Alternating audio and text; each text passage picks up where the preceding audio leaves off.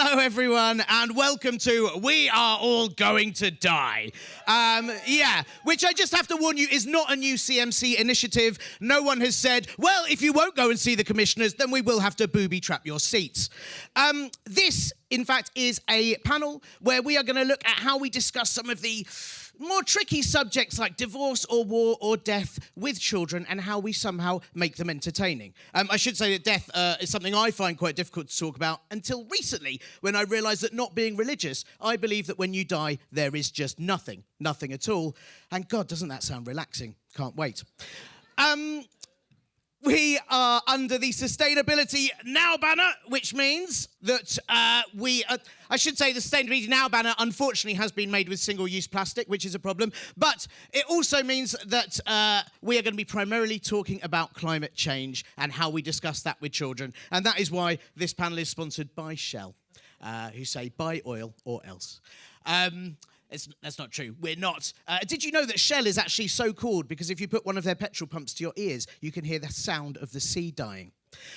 We are going to be looking at just how do we talk to this about kids, the impending destruction of the world, and how do we somehow make them laugh about it when really in our heads we know all we actually want to do is teach them how to say, yeah, thanks, boomers, while underwater.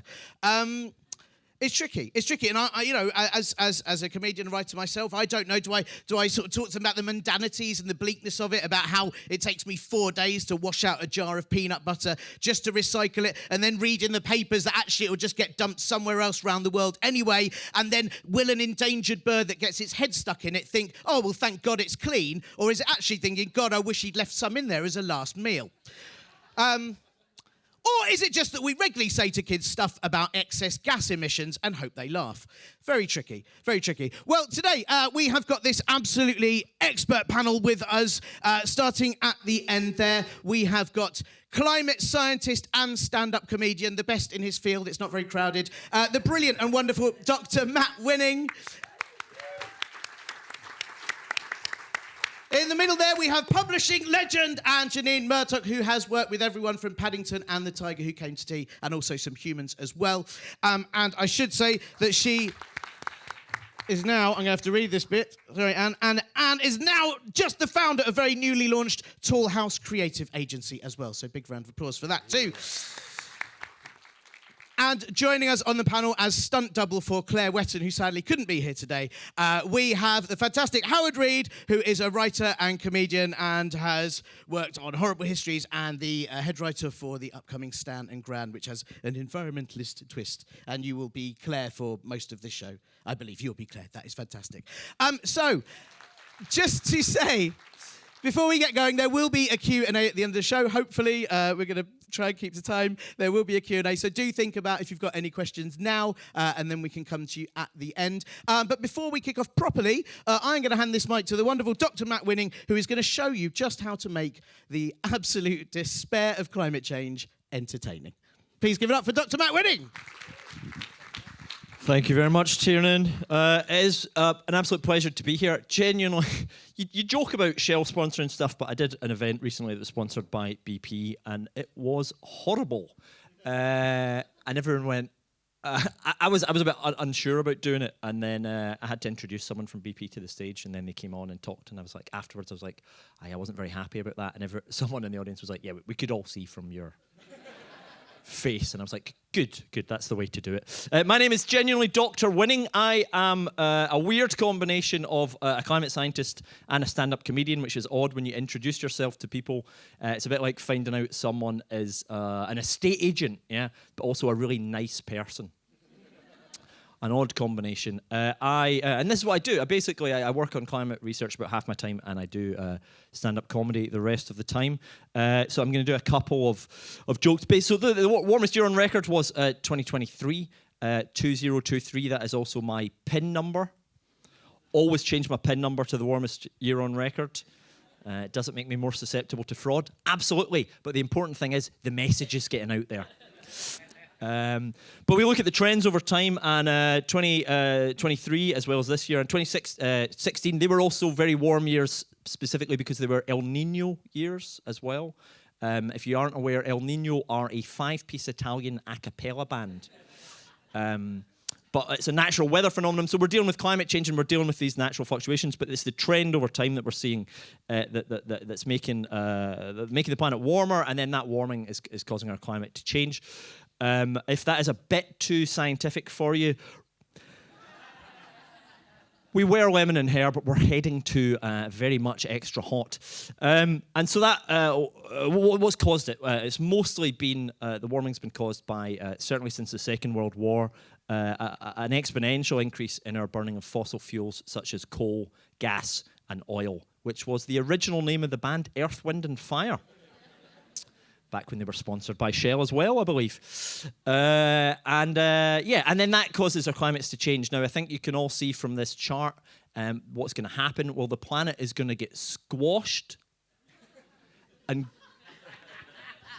go lots of really weird colours. And there's going to be 6 of them, which is exciting. You can pick which one you want to live on. Changes in surface temperature, precipitation, sea level rise, all the good stuff. We're going to call, it's causing heat waves. Extra heat waves cause droughts in the UK and England specifically. The head of the Environment Agency, Sir James Bevan, he to deal with droughts, we need to stop wasting water. And he said specifically he wants to see wasting water become as socially unacceptable as blowing smoke in the face of a baby, which was oddly specific. And also, I am from Scotland, but I live in England, right? I've lived in it. My wife's English. My son is, unfortunately, English. And I know what English people are like, and I know what they're going to do, and that is try to make it more socially acceptable to blow smoke in the face of a baby. And then they can just keep doing what they like. Okay, so those are, some of the impacts. And basically, if I was going to sum everything up, what is the future going to be like if we do not tackle climate change? It's going to be like the Kevin Costner film Waterworld. Terrible. So what do we do about it? Well, we're doing quite big things at a macro scale. We are, we need to get renewables as the easiest win. The UK's doing it okay, and we've got a new government in, and things are progressing. We're building the world's largest offshore wind farm, and the scale of these is massive now. Even what we've done, the costs have come down over the last decade. The size of these, amount of power we can generate. For instance, each one of these is going to be the same size as the Eiffel Tower, and each one of the blades, for instance, is the same size as roughly 47 Chewbaccas. Yeah. And he's a big guy, isn't he? Or if you prefer, Imperial. Thank you. Very much your level, okay. What else are we doing? Well, we need electric vehicles. There's going to be roughly about 20% of new vehicles in the UK are electric. In the EU, it's estimated by 2030, 40 million vehicles are going to be electric. And the next Transformers film is just going to be 3 hours of Optimus Prime recharging himself, which will be considerably better than any of the previous Transformers films. But there's things that are tricky to do. We need to, change our behavior. One of the main ones is flying. It is the most emissions-intensive activity we can do as an individual. The only sort of comparable thing you could do to create that amount of emissions in that amount of time would be to set a forest on fire. So, we need to kind of understand the scale of the activities that we do. My solution for reducing the sort of increase that we're seeing in flying is that some people are afraid of flying. I think we need to make more people afraid of flying. I'm thinking glass floors on planes, actual snakes on a plane. The only in-flight entertainment is the film Alive.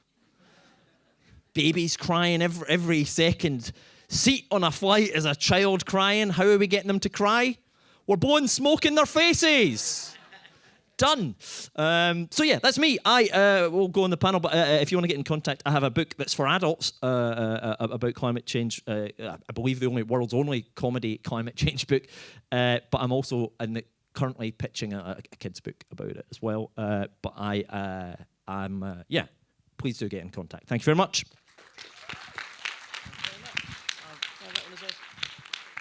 Let's see, shall I go to that one now? Oh, that's all right. Please give it up for Matt Winning. That was fantastic. Thank you very much. Right. I realised earlier I didn't introduce myself, which is quite the faux pas. I'm Tiernan, by the way. I'm a writer and comedian, and also I have a net zero policy, it seems, when it comes to ever earning money. So, this panel... How do we get kids to laugh about serious things like climate change? Kids TV, kids media has a very long history of tackling some very challenging subjects. I mean, who can forget the Teletubbies take on the Nuremberg trials? Or, of course, the In the Night Garden episode on apartheid. My favourite, though, of course, my personal favourite was the Grange Hill Just Say No campaign, which it seems every commissioner I've tried to pitch to has really taken to heart. So, before we go on, we have got a couple of clips of some TV shows, you may have heard of them, they're quite new, and how they tackle serious subjects. So, let's see. Homer, we need something to protect this family. I couldn't agree more, Marjorie. You deserve peace of mind, and peace of mind is what you shall have. I'd like to buy your deadliest gun, please. Aisle 6, next to the sympathy cards. Whoa, careful there, Annie Oakley. I don't have to be careful. I got a gun. Just give me my gun. Sorry, the law requires a 5-day waiting period. We've got to run a background check. 5 days? But I'm mad now. Yeah. I'd kill you if I had my gun. Yeah, well, you don't. I believe you have some sort of firearm for me? Well, let's see here. According to your background check, you've been in a mental institution. Yeah. Frequent problems with alcohol. Yeah. You beat up President Bush. Former president. Potentially dangerous? Relax, that just limits you to 3 handguns or less. There you go. So that is 2 ways to do it. How do we approach these subjects? So, Anjanine, can we start with you? The big question, why should we make serious things funny, and why should we make serious things funny for kids? Well, it's a really good question, but I think because basically you're already on a winning ticket, right? Because kids are hardwired to laugh, okay? So in a world where adults run the show and where there are lots of uncontrollables, you know, like the climate change and so on, the one thing that children are better at than us, and they're really good at it, is laughing. So I don't know where this stat comes from, but I think you've probably all read it, which is that children on average laugh about 300 times a day, and we as adults laugh about 10 times. Rubbish. So we are rubbish at doing that. And actually immediately that empowers the child, which I think is really important, because I think storytelling, comedy is all about giving agency to small people who have very little control of their lives.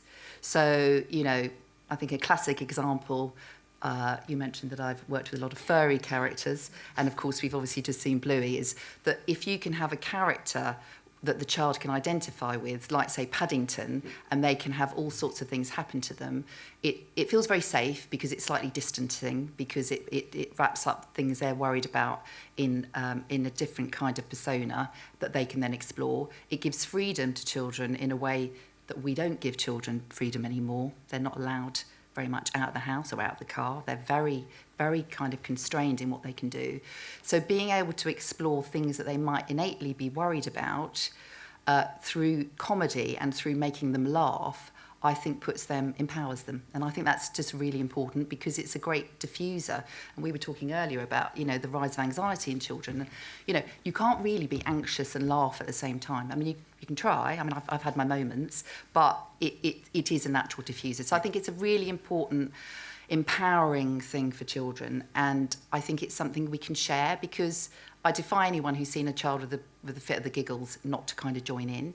So they're the leaders. So it's a bit like dancing, I think, is that humour and comedy can put children in the driving seat, which I think is incredibly important in a world where they feel not much agency.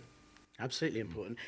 Howard, I'm going to ask slightly devil's advocate here. Is it good to make kids laugh about serious things? Are they going to take things less seriously when they should be taking them seriously? Well, there is an argument about. So there's an argument about whether satire, like this isn't for this the audience. We don't really do satire for kids, but whether satire actually changes anything. But laughing at something really seriously for adults actually makes you. There's studies to say that actually it makes you think about it less and engage with it less. But with kids.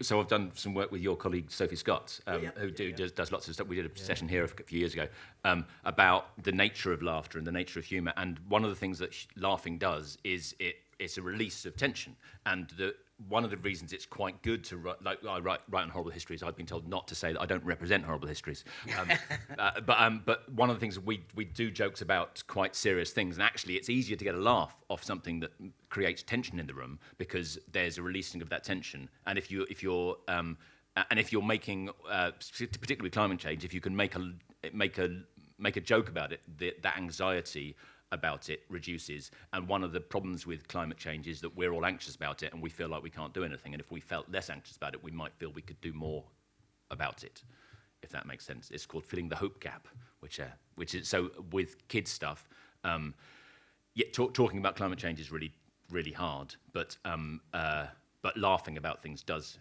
release tension. And if there's a problem with anxiety, then reducing that anxiety is good. And which brings us to you, Matt. Do you find that sort of making jokes about climate change helps people learn about it? Do you think the laughter helps them absorb more of the information? Because, you have quite a lot of facts and graphs and things. And does the comedy make that easier? Absolutely. So I think it does two things. And I just stumbled into it by chance, really. I didn't really come at it thinking, I'm going to make people learn and I'm going to do it. I literally ran out of material and then wrote a show about climate change because I was like, I guess I know quite a lot about that. And it does those two things. Those are the things that audience members always come and say to me afterwards was, firstly, I didn't think I was going to enjoy that, but I did. And I learned something. And that's the two things that are going on are comedy helps you learn because your brain's been stimulated in a positive fashion, so you actually take in more information because you feel happy. And you'll pay more attention and you're not bored and yawning. And it's that coping mechanism, the anxiety thing that you can reduce as well.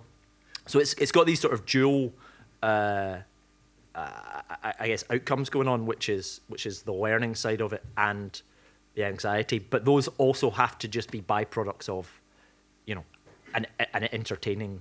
But also, whatever it is. if as a family I was given the choice of going to see a lecture about climate change or going to see a comedy show about climate change, I think you get the ticket sale. Absolutely, yeah. And it's the trickiest part's just getting people in the door first. And once people do come in, they go, "Oh, right, that was." And so that's where there's a real opportunity here is that you have people coming in the door anyway to shows that are already established or whatever, and then you've got this opportunity to really talk about it in a way that is, humanizing it, and in a way that is, we have to have more and more conversations about it, and it has to become part of everyday conversations, and it feels like it's for a certain group of people. It's for scientists like me, or it's for, and that's the other thing, like I think coming and doing comedy about it as a scientist makes me much more approachable and less intimidating to people, so they will come and ask me lots of questions after shows that they wouldn't necessarily do to other scientists. So I've yet to find a kind of negative from using comedy to talk about it. I think potentially people might not change their behaviours, but that's fine if there's other benefits from it. Then don't put too much pressure on. We also need to change people and make them do things. People will do things by themselves and come to realizations. You have to be a facilitator of that, and you have to do that by entertaining them first and foremost. I mean, I think that, talking to your point about going to see comedy with your family as opposed to going to a lecture that's just informational, I think it is about that sort of sharing, but it's also about kind of liberating people to ask the silly question. So, I think children actually we were talking earlier about very uninhibited about kind of asking questions that they want. But I think adults are much more sort of inhibited around asking silly questions. But I think that what you do is give us all permission. I mean, I've got a million silly questions I want to ask you about climate change. But because you've presented it with humour, you're opening that up, you're giving permission. And I think that sort of sharing, it's a basic human thing that we share stories around the fire. And more sharing is really important because people are segmenting their sort of entertainment channels. Families are all having different, we used to, years ago people used to sit around scheduled television, and now there's not that much collective television. But humour and comedy does actually pull people together. I mean, my own children will say, "Oh, can I just show you this joke?" Or can I just, so I think there's a connectivity there that's hugely important, and that permission to be silly and ask the silly question. And the questions that we've been writing on a science show recently, and we're talking to scientists about stuff, and the questions we ask them are ridiculous because we're trying to find the funny in what they're doing, but also there's things about physics, we have a conversation about physics, how if you push on a wall, the wall pushes back the same amount. And we were going, no, it doesn't. But asking lots of silly questions because we have to explain it to kids, but we genuinely didn't understand what the fuck they meant by that. And by having a conversation about, oh no, so if you pushed it until the wall fell over, then that wouldn't be pushing back. But it was like the idea that the way it's explained, even to children, is that the wall's pushing back. No, it's not. It's just the wall isn't going anywhere. That's all. So it's because it is intimidating to talk to people who know what they're doing, because we're all aware that we don't know what we're doing, and with climate change, it's and all these things, it's so many being able to go, I've got a stupid question, and there isn't such thing as a stupid question. Yeah, and part of that's the problem of mostly academia. If I'm honest, I've worked in academia for about 15 years or so, but it's not set up to deal with actually communicating its findings in an accessible way and training people to do that. Which is sad. Wow, I sort of am worried about leaning against a wall anytime soon. What's going to happen? I'm going to get pushed over. I suppose you've sort of discussed something there, Howard, about you're finding the detail, and from that detail you can kind of then maybe find the humour. I write for a kids podcast where it often has kind of horror or sci-fi themes, and sometimes you have to find the smallest, strangest fact to then make kids laugh about it. Is that one of the best ways to tackle a serious subject and to make it funny? What would your techniques be to kind of taking something like this and making kids laugh about it? I hate the phrase "think outside the box," but fire as many stupid I think one of the take-homes for anyone who's wanting to get into writing about anything, tackling anything stupid, is just pitch loads of ideas. Just fire. So one of my best things I've ever written for Horrible Histories, who I don't represent, but I write for, was with the COVID lockdown. We did a series in lockdown with we'd written an entire series, and then lockdown happened, so they couldn't film it. So we had to sort of rethink how, and we wanted to do something about infant mortality in history, and I giggled to myself that it would be fun to do a version of the song from Matilda, When I Grow Up, and I pitched If and When I Grow Up, thinking they won't do that. That's a horribly dark way of doing that, and they all fell about laughing and thought that was the best thing ever. And we did an animated song called If and When I Grow Up about how infant mortality has changed over the last 200 years. And so it's like, if I hadn't gone, just type that into the email and press send, it wouldn't have happened, because very often as a writer, it's your job to ask the stupid questions and to approach something in a way that the reason you're a writer and the reason that experts are experts is writers come at things from different angles and fire.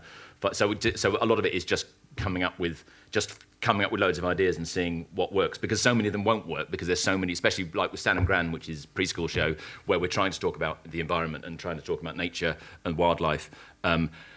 So many of the ideas you pitch won't get through because it's too depressing for kids, or but all you've got to do is keep on pitching and pitching until you find the one that does get through, because it's important to get it through.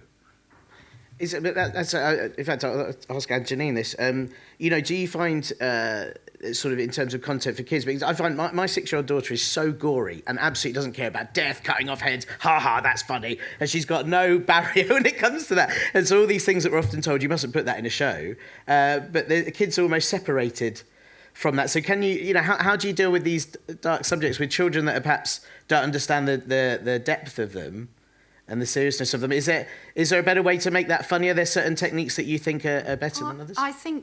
I mean, it's a really interesting question, because, of course, children don't have the same sense of mortality as we have, perhaps, as you get older.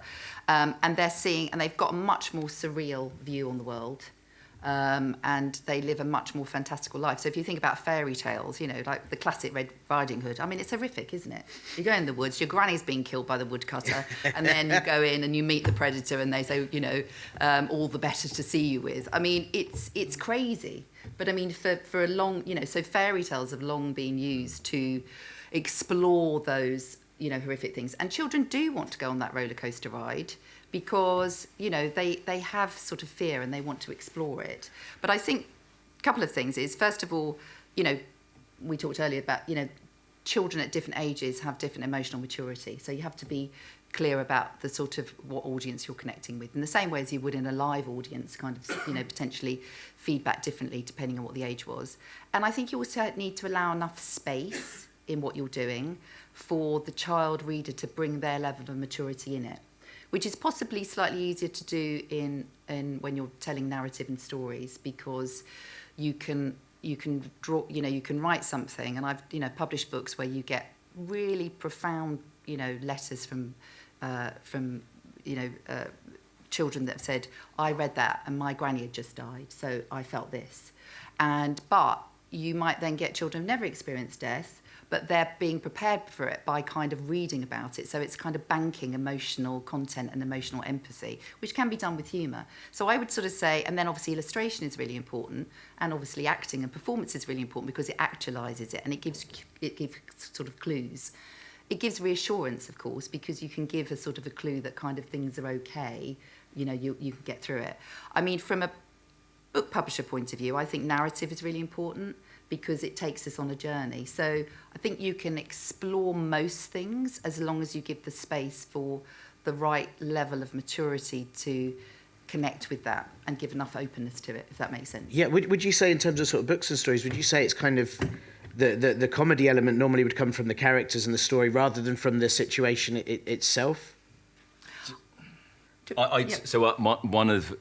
For my series, Little Howard's Big Question, which we did about 10 years ago, we did an episode about death, which was based around. It was one of the most tightly written things I've ever written, and it was basically a murder mystery thing about Little Howard's goldfish. Little Howard's goldfish died, and he was trying to work out why it died. And at one point, he tries to do CPR on it, and it bursts it. And so basically, but at the end of it was about basically the take home we wanted was that death happens and it's very sad, and the take home is, but it will get better. Grief will get. But that was the only thing we wanted. You will be very sad, but time will heal. That's what we wanted to take home. But in order to do that, we did a very, very, very silly sketch about the undertaker sewing a goldfish back together in the shape of a satsuma, and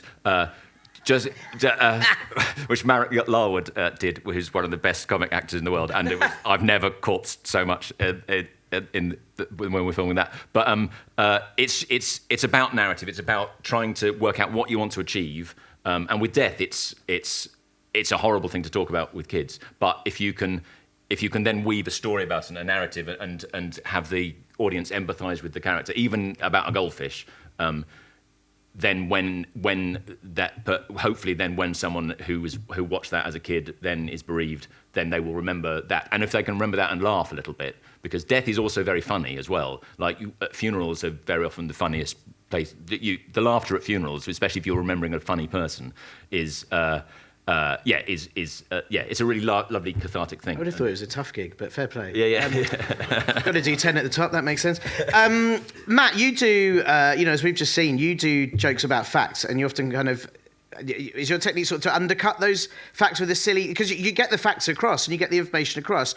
And I suppose my question to you is, A, is that your preferred method when dealing with climate information? And B, do you think that would work for kids? Do you think that silliness, because I definitely think there's quite a lot of that would make children laugh. Yeah, I think basically the facts are the setup, so that you're doing a setup and you're getting information across, and then you're undercutting it and finding a punchline from somewhere, and that's don't be put off to that joke that's just those 6 planets. And they all go different colours and squish. That's a graph that I've looked at for a decade, and it took me trying to stand back from it and look at it with a completely different approach. And that was actually the hardest part, is that I basically have to write the science parts of it and then walk away from it for a couple of weeks and then come back at it and not think about. And any time a science thing comes into my head about, oh well, maybe that's not quite right, I have to just bat it away and be like, so you almost have to, I have to do kind of 2 things entirely separately. But it is the way to approach it, essentially. And so what I'll end up doing is just writing all the facts and writing a lecture or something. Right, what do I want to talk about?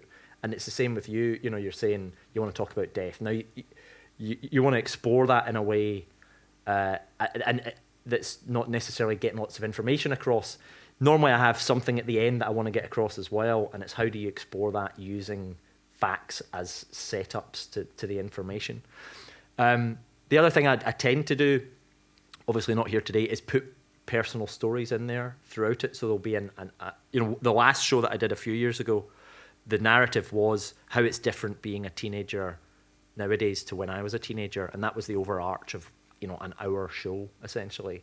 So you could put lots of examples in there and pictures of me as a teen, and you just personalize stuff and try and take people on some sort of a personal narrative or a journey as well, and that really helps to break up and get people invested over a longer period of time than just because the facts thing can be a bit too much. So whether it's characters and narrative or whether it's seeing yourself as a character or whatever, there's different ways of going about doing that. The tricky thing is with climate change, similar to death, I guess, is that it feels like you don't have any agency over it, or it's this thing that's inevitable. And I think trying to give agency, but actual agency to whether it's adults feel the exact, I'm sure most of you in this room feel a lack of agency about climate change. So then getting that across to kids is quite hard. And what do they, at least you're able to vote, for instance. They don't, so what agency do they have? And the problem we have as adults or children really is that we get anything that doesn't allow us to do something about a problem means that we just store that up and worry about it or think that we can't do anything about it. So we do need tangible things we can do that will make some sort of a tangible difference, and we need to communicate those things. And it's about communicating, well, what is within your sphere of influence and what can you do, but also what is that sphere of influence of children. So there's studies out there that show that younger children, teenagers specifically, have an influence over their parents on climate change. So in particular, daughters can affect fathers' views on climate change. And there's studies showing that they're able to change that. And actually that's a really, important thing. Sure, we should be saying to kids, you need to recycle more or whatever. But actually the larger thing that they might do is have a conversation with their parents about it. And that might have a much larger impact than anything they want to do. So it's the same when I talk to adults, and I think the approach should be similar with children, which is don't be too narrow in your scope of what climate action is. It's not just recycling. It's not just these individual things. It's about, as an adult, it's about your workplace, and it's about your political life, and it's about having an influence on other people. And so I tend to the last show that I did, I tended to say, well, if I looked at this from It's a Wonderful Life sort of perspective, if I didn't exist, would it be better for the climate? And actually, sure, I could reduce my emissions by about a certain amount, but by going out and talking about it, I've put numbers on the influence I've had on people in society, and it's much larger than. I think it seems to be that what with our Stan and Gran trying to pitch stories about climate change is really hard because the note very often comes back, this is going to be depressing, this is going to make and so the way we're trying to do it is, firstly, I think talking about it at all, mentioning it at all is vital, because the more people talk about it and the more it's part of their everyday conversation in a way that isn't terrifying and scary. And so one of our first sort of success stories in literally just getting a story about climate change through to on screen is I think Joe Clegg's here. Is Joe? Joe's got an episode about kelp, and we were talking about it, and I read an article. Or you sent me an article about kelp. It was me. I sent. I sent yourself. But basically, about 10, 15 years ago, they banned inshore dredging. And there was an article in The Guardian the other week about how since then the biodiversity offshore of Sussex has changed massively, and the kelp forests are back. And so we went, rather than going, these are the things you can do about, we can say, this is a thing that changed 10 years ago, and this is the concrete results that we're seeing. Concrete's probably not the best word. But these are, and so now I'm going through the news trying to find things that have been happening that are changing, because it's the hope. You need the hope in order to, if people are talking about climate change in a positive way, and that's how we can change these things, then if it's just gloom and doom, especially for preschool, and we were talking earlier about how the different ages, like older kids, like one of the things about Horrible Histories is a branding thing, and so much of kids' telly, because it's all on iPlayer and it's all about the little button, isn't it? What you show on the little button. But Horrible Histories has the word horrible in it, so it will so kids who are into horrible stuff will watch that, and so they're pre-programmed to be not triggered by anything they're going to see because it's got the word horrible in it. Similarly, like the Brothers Grimm. Like, like that was their name, but possibly one of the reasons that they were successful is they were telling Grimm. Ever. And it's a lot of it is letting the audience know what they're getting. And was one of the reasons that Horrible Histories and which started off as a book and was hugely successful, but that word horrible is what makes it work. And you can I was going to say, it's a classic juxtaposition of two unexpected things. So history, kids think is boring. Put horrible with it. It's a fusion. It's a sort of and it often children delight in the sort of combination of things that you don't expect and things that we might not expect them to delight in. So, you're absolutely right that if you put out kind of, funny history stories, it would actually bomb, wouldn't it? But Horrible History was just a great way to kind of prepare the audience, and actually you're right, because it's actually people coming in with an expectation. I think, going back to your point about how you get the things across, with Horrible Histories, the best Horrible History sketches are where the punchline is the fact, which is okay if you're doing stuff about stuff that isn't scary.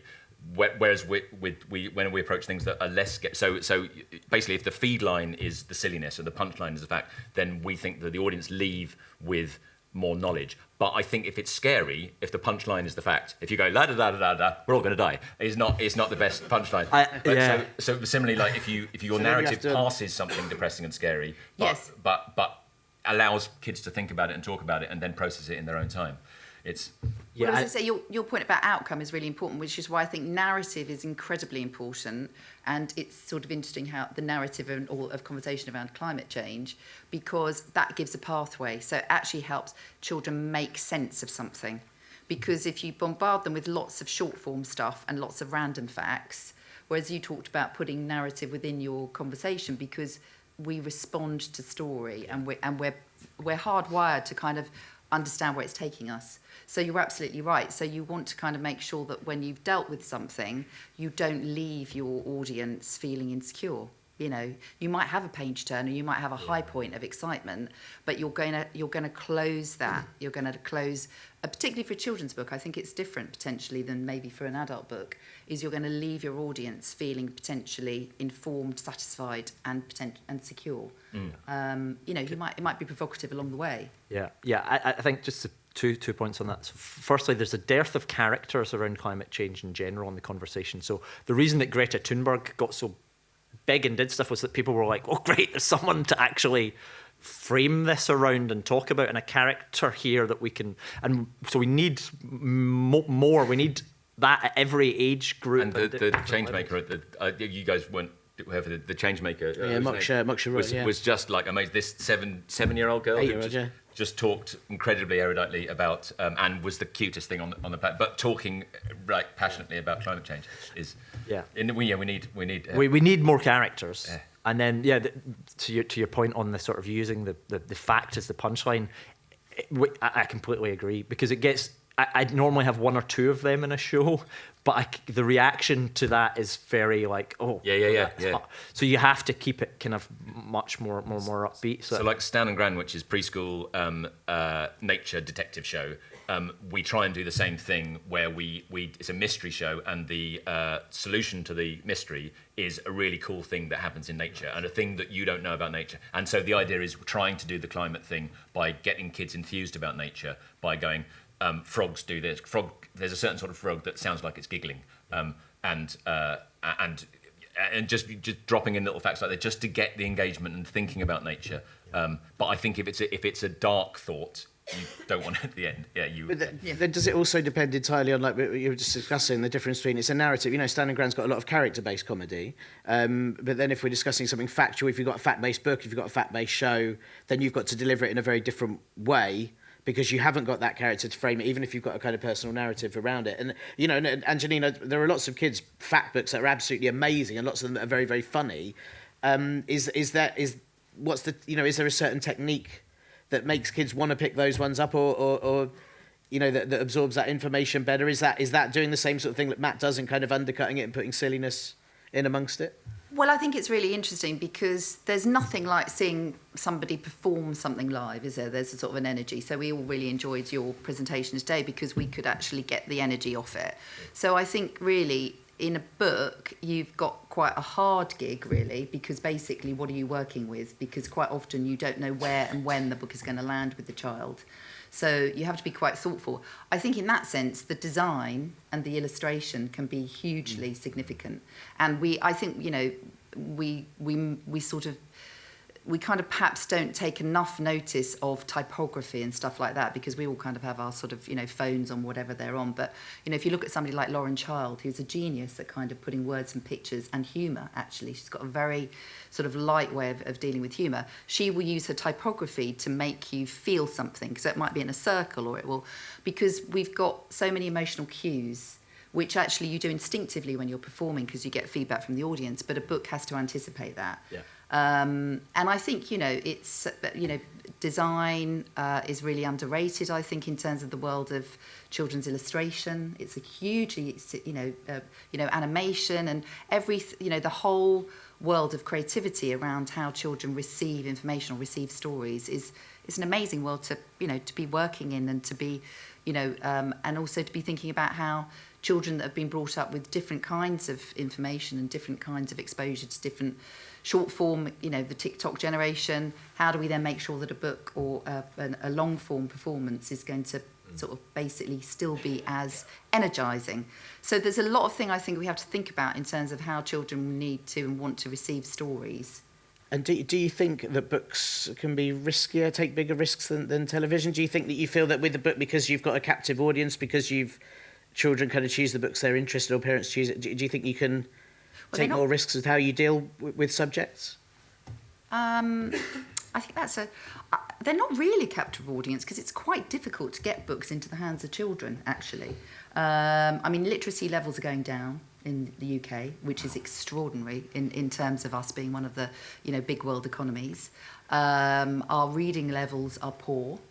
And so in a way, you know, books potentially, you know, we've got less sort of hand selling, less distribution channels. We've got Amazon, we've got Waterstones, we've got some of the independent retailers, but previously places, you know, the grocers like Tesco's and Sainsbury's used to be retailing books, they don't anymore. It's become increasingly difficult to get books into the hands of children. And of course, it's also increasingly difficult to get books from different authors and debut authors into the hands of children who've maybe got different things to say in a different way. So I think we've got a lot of issues around what and how children read, but there's a wonderful sort of democratic thing in sharing humour, because actually that works transgenerationally. You know, you have it, you know, cross audiences, and also that's why things that are actually brought from book to television, like Horrible Histories, are a really great virtuous circle, because they bring children that perhaps aren't in a bookish household, you know, into the world of books, and it's kind of a gateway, which is hugely important. There are lots of children, there's been lots of research that say, I don't think that I could go into a bookshop. It's not where my family go. You know, libraries have closed down, school libraries have, sorry, I know this sounds, but, you know, this is a really important subject, because actually it's where actually sort of we need to explore that as one of the things that, you know, is stopping the conversation around things. So yeah, but you have great, you know, I mean, some of the things we're talking about are not new really, because if you think about something like Paddington, where basically the backstory to Paddington was born out of Michael Bond being a young, a sort of a young man, I think he was sort of in his teens, early teens, living in Reading and seeing refugees and evacuees from London coming off the train with the little tags on. And that's a really sober vision, isn't it, of war. And nobody knew where it was going to end. And yet later he brings that backstory into a small furry bear that we all adore, but actually without realising. Because that's the other thing. I think story and feeling around character quite often deliver a unified feeling about emotion, which I think is different. It's kind of interesting, Matt, in terms of emotion around climate change. We respond to Paddington Bear and we believe in him and we open our hearts to him, if you like, and it actually makes us understand empathy and how, you know, people from other countries come in to actually contribute to our life. They make us laugh, they do things. Paddington is a great force for good. And yet we feel that, we don't have to be told it. So I think that's a really interesting thing about how you deal with information, but you aren't didactic. But also, like, that first Paddington film was basically a love song to immigration. Yes. And was also one of the funniest and most beautiful, Absolutely. heartwarming. But it left you at a time where the narrative about immigration is incredibly negative. That film made a massive difference, I think, to the way people see immigration, because it just pointed out that Paddington's an immigrant. Yeah. Shut up. We're going to have to go to Q&A any second. Cool. Can I just quickly? Yeah, you go for it. One thing about what kids worry about at different ages. Paddington made me think about it. In the same week, I took my kids, who were sort of 8 and 9 at the time, to see Paddington and Rogue One. And my daughter was totally beside herself, absolutely traumatised by the scene in Paddington where Paddington gets mistaken for a burglar, and she was in utter tears. But she watched Rogue One, spoilers, at the end of Rogue One, everybody dies. Absolutely fine. So it's interesting about what we worry about, what kids worry about, but actually kids don't think about death, really, unless they've experienced it. And so it's also relating to kids via what they care about, which is whether I'll get mistaken for a burglar by a policeman. Which is terrifying. Yeah. Happens to me all the time. Very quick, we're going to get to Q&A. You get mistaken for a bear as well. Give you 2 minutes to very quickly think about it. Just before I go to Q&A, so think about your questions. Super quick answers. I'm going to go along. Matt, this might apply to you a bit less. We've just discussed about it in publishing, but does compliance get in the way of being funny about difficult subjects? Matt, you can answer it if you like. I know it's not... Yeah, I think it kind of goes back to Howard's point about just pitching stuff. So just making stuff, and you know, somewhere someone will probably take a chance on stuff. But yeah, it's a bit of a tricky balance. Okay, super quick answer from Anjanine. Does compliance get in the way?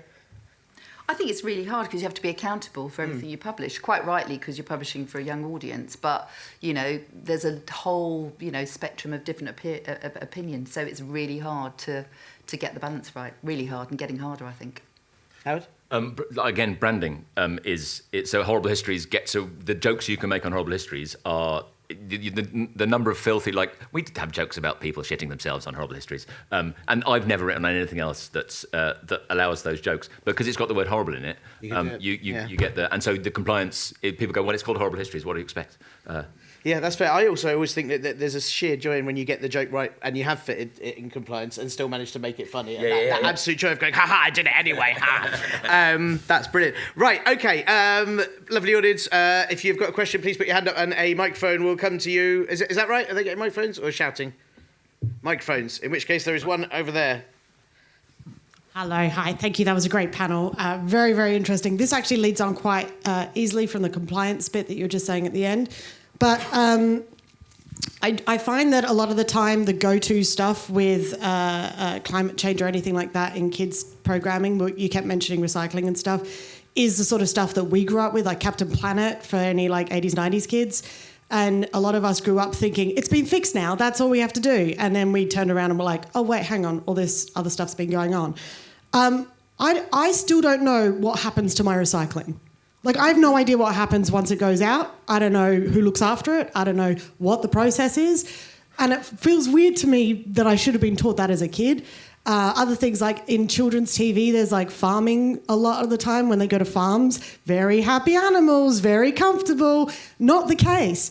And I just want to know, how can we get like what is actually going on into shows in a way, because it does need to be educated. Most adults aren't educated. And I find that a lot of the time it's been seen as too political, when really the politics is not letting people know the truth. That's a very good question. Thanks, Beck. I think there's also a bit of something, and again, I know you two went to the keynote, but there was a thing last night about where's the kind of line between protecting kids and letting them live in the world that kids enjoy living in, and also telling them the truth. And that's a very hard line to find. Which one of you would like this easy question? Well, we'll look into it for you and see if we can get that. Captain Planet deals with all the risk.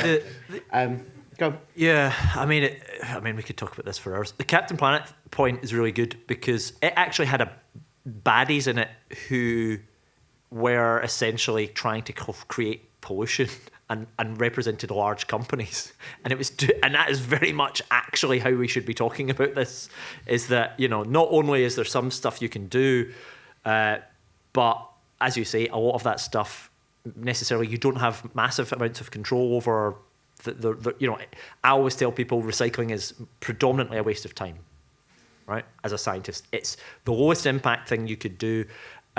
You would have to do all your recycling for something like 15 years to offset a return flight from London to New York, right?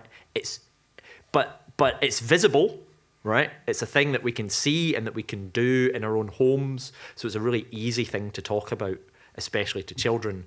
Taking a flight is a hard thing to talk about, even though it's far more important from a climate perspective.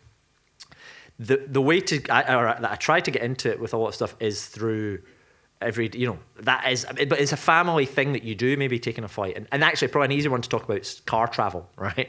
So car travel is probably the largest contributor most people have from an individual perspective over the course of a year. So if we are looking at individual actions, driving less and doing more cycling and other things like that, that's the way, that's probably the biggest impact thing and probably the easiest thing we should be talking to children about, is convincing their parents to drive less or to drive better cars and not have an SUV, right? That would be, if somebody asked me what message should we get across to children that they can tangibly make a difference, that would be it. Did anyone else have, when you said the comparable thing to flying would be burning down a forest, was anyone else thinking, how big's that forest? I just thought that's the fair point. Yeah. I thought I'm never washing out a jar of peanut butter ever again in my life. Not bothering. Angeline, did you say anything? I thought that was a great question, and it opens up all sorts of questions about why not. But I think, and there is a sort of there are sort of stepping stones, aren't they? Because you talked about the farm animals thing, which I think was really interesting. But we've also got to remember that we're living in a world where a lot of children don't have exposure to real animals. So at the end of the day, if you can build empathy with an animal by actually getting to know how an battery hen works, hopefully you're putting the seeds for children to empathise later. So if you think of something like Michael Morpurgo that did War Horse, which really showed the horrors of war and how animals were brought into that, if you hadn't built empathy for animals in the first place, you wouldn't then be able to go on the journey at an older age to understand the horrors of what we do to humans to humans and humans to animals. So I think you're totally right. It's really interesting. It's made me think quite a lot, actually, your question.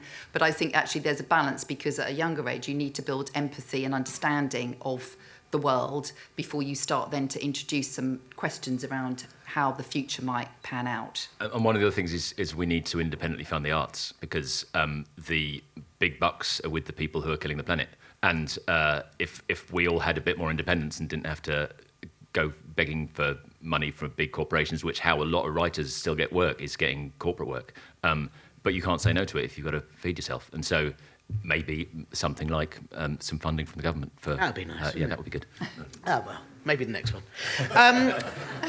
We've possibly got time for... We've got time for one more, possibly two, if we're quick. We might have to do some quite rapid answers. So, you've got a hand up first, and then we'll go to you if we've got time. So, yeah, go for it. Hi, I've really enjoyed this panel. I'm Mia, I'm from the Children's Capital of Culture in Rotherham. I just had a question. So from the election last week, I think one of the most worrying things we saw was the rise in Reform UK voters, and it was especially in constituencies like mine, where progression to higher education isn't as high in other places in the UK. Large working class populations where that vote is going, where people are voting for that. I just think that shows, how crucial it is as people who make children's media. We need to implement, messages about climate change through things like TV, with literacy rates and education rates are going down. But I think my question is how do we best tackle that if people don't want to have those uncomfortable conversations with children, if people don't want to make things so depressing? Can I take that quickly? Yeah, go for it. Very quickly, which is I think really going back to the roots of what you're saying, which is really pertinent, is that in lots of areas where there is a low level of literacy, the early years education is vital, because we can't have children reading, thinking, or even taking action on, or even understanding climate change if they actually can't decode text, if they don't read.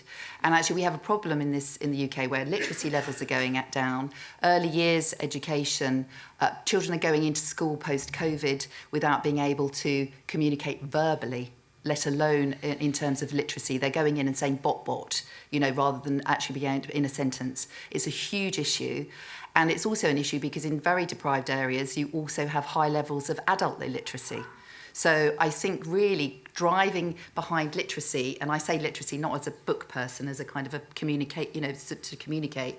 Unless we start with those early years, we're not going to be able to build and discuss those ideas later. So it's a hugely important point you've made. Vital. Also, it'll be very quick because we're getting close soon. One of the things that Reform are very good at is bite-sized social media things. And if progressive people who had messages got funny things out that question those frankly factually wrong things that they're saying about climate change.